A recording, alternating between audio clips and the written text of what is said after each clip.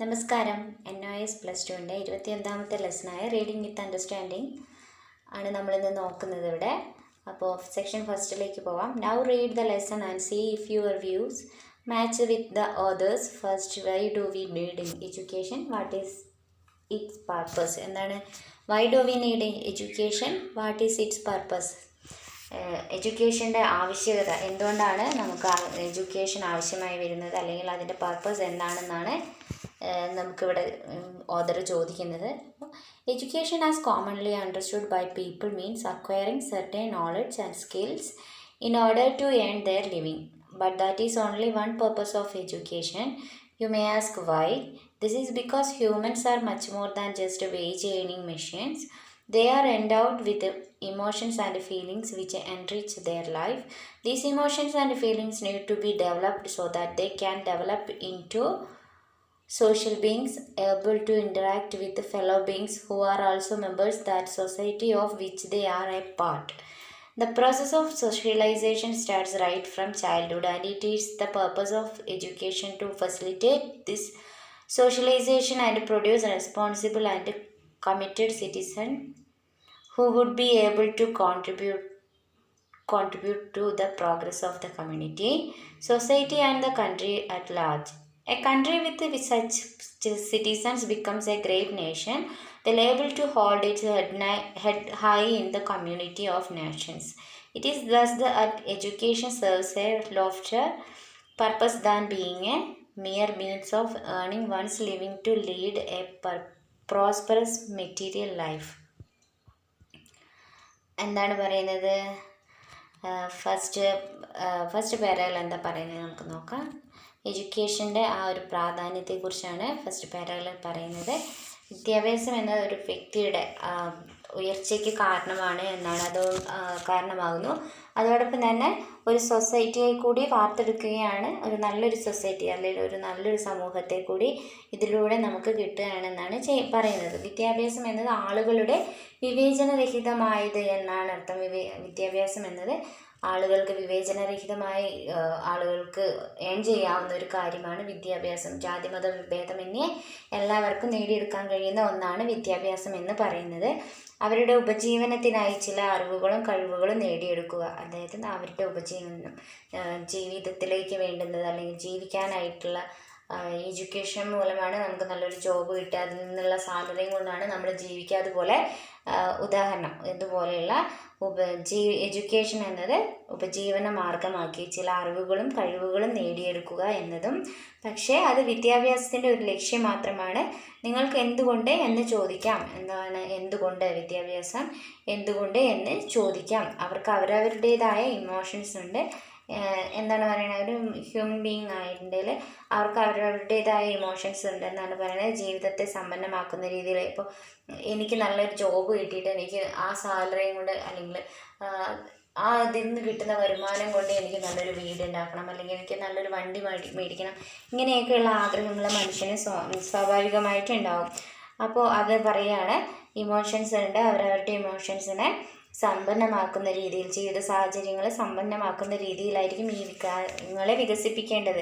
അതിലൂടെ സമൂഹത്തിലെ സഹജീവികളുമായി ഇൻട്രാക്ട് ചെയ്യാനുള്ള കഴിവ് വരാൻ കൂടി നമുക്ക് ഈ വിദ്യാഭ്യാസം സഹായിക്കുമെന്ന് പറയുന്നു. സാമൂഹ്യ പ്രവർത്തനം അല്ലെങ്കിൽ സാമൂഹ്യവൽക്കരണ പ്രക്രിയയിലൂടെയാണ് കുട്ടിക്കാലം മുതൽക്കേ നമുക്കൊരു ക്യാരക്ടർ അല്ലെങ്കിൽ ഈ സാമൂഹ്യവൽക്കരണ പ്രക്രിയ കുട്ടിക്കാലം മുതൽക്കേ നമുക്ക് ആരംഭിക്കുന്നു എന്നാണ് പറയുന്നത്. നമുക്ക് ഒരു സമൂഹത്തിലേക്ക് ഇടപഴകാനുള്ള ആ ഒരു പ്രവണത സമൂഹത്തിൻ്റെയും രാജ്യത്തിൻ്റെയും പുരോഗതിക്ക് വലിയ തോതിൽ സംഭാവന നൽകാൻ കഴിയുന്ന ഉത്തരവാദിത്വത്തിലുള്ള പൗരന്മാരെ ഉണ്ടാക്കിയെടുക്കുക എന്നുള്ളതാണ് വിദ്യാഭ്യാസത്തിൻ്റെ ഒരു ലക്ഷ്യം. അത്തരം പൗരന്മാരുള്ള ഒരു രാജ്യം രാഷ്ട്രങ്ങളുടെ സമൂഹത്തിൽ തല ഉയർത്തിപ്പിടിക്കാൻ കഴിവുള്ള ഒരു മഹത്തായ രാഷ്ട്രമായി മാറുന്നു എന്നും പറയുന്നു. അതുകൊണ്ടാണ് വിദ്യാഭ്യാസം ഒരു നേട്ടമുണ്ടാക്കാൻ ജീവിക്കുന്നവരെ സമ്പാദിക്കാനുള്ള ഒരു ഉപാധി എന്നതിലുപരി ഉന്നതനായ ഒരു ജീവിതത്തെ ലീഡ് ചെയ്യുന്നവരുമാണ്. ഒരു പൗരൻ എന്നത്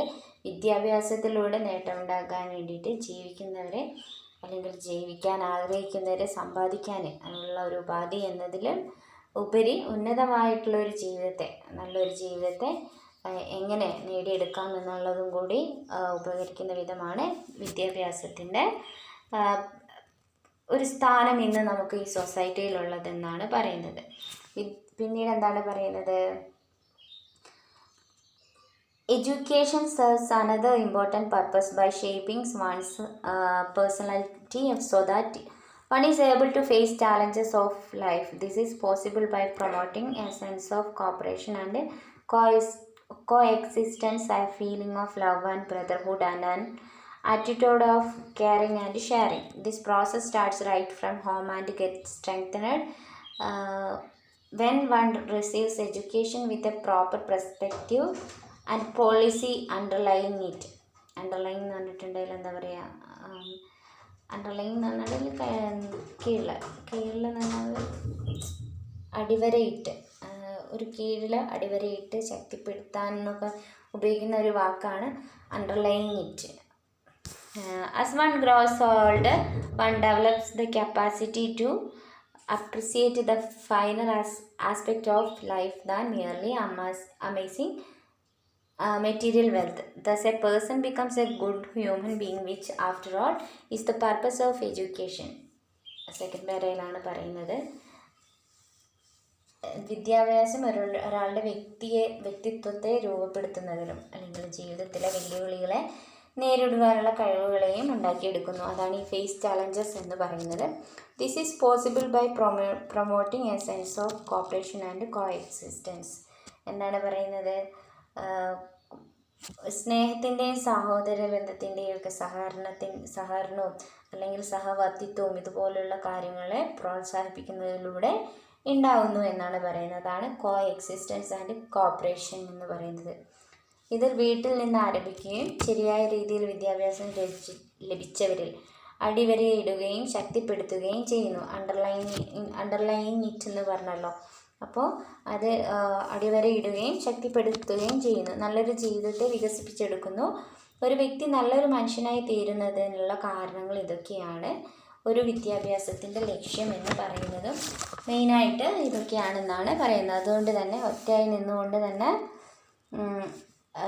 ഒരു അർത്ഥവത്തായ ജീവിതത്തെ ഉണ്ടാക്കിയെടുക്കാൻ കഴിയും. അല്ലെങ്കിൽ എന്താണ് പറയുന്നത്? So you see that education prepares very individual to lead a purposeful and meaningful life. However, it cannot be denied that the intellectual inputs equip an individual to earn his or her living, but it should not stop with that.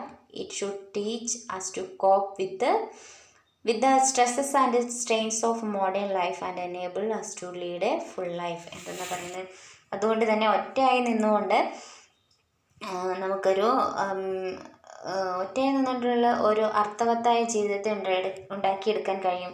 ഈ വിദ്യാഭ്യാസം നേടിക്കഴിഞ്ഞാൽ നമുക്ക് എന്താ പറയുക, ഒറ്റയായി നിന്നുകൊണ്ട് ഒരു അർത്ഥവത്തായിട്ടുള്ള ഒരു ജീവിതത്തെ നമുക്ക് ഉണ്ടാക്കിയെടുക്കാൻ അല്ലെങ്കിൽ നേടിയെടുക്കാൻ കഴിയും.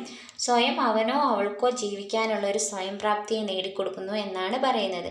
അപ്പോൾ ഇങ്ങനെയുള്ള ഒരു കഴിവിനെ നമ്മൾ നിർത്തരുത്, നമ്മെ നേരിടാൻ പഠിപ്പിക്കണം. സമ്മർദ്ദങ്ങളിലും ബുദ്ധിമുട്ടുകളിൽ നിന്നും ഈ ആധുനിക ജീവിതത്തിൽ നമുക്ക് നല്ലൊരു ജീവിതത്തിൽ അല്ലെങ്കിൽ ലൈഫിലേക്ക് എത്താൻ പ്രാപ്തരാക്കുന്നു ഈ എഡ്യൂക്കേഷൻ മൂലം എന്നാണ് ഈ സെക്ഷനിൽ പറയുന്നത്.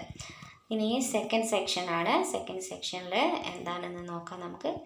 Let's read and find out authors views on stress and how to manage stress. എങ്ങനെയാണ് നമ്മൾ അതിൻ്റെ സ്ട്രെസ്സിനെ കുറിച്ചുള്ള ഒരു വ്യൂവും അതെങ്ങനെ നമുക്ക് മാനേജ് ചെയ്യാമെന്നുള്ള കാര്യങ്ങളുമാണ് ഇതിനകത്ത് പറയുന്നത്. Stress is nothing but mental tension or anxiety which is caused by the work at hand. This happens when one is not able to deal with that work.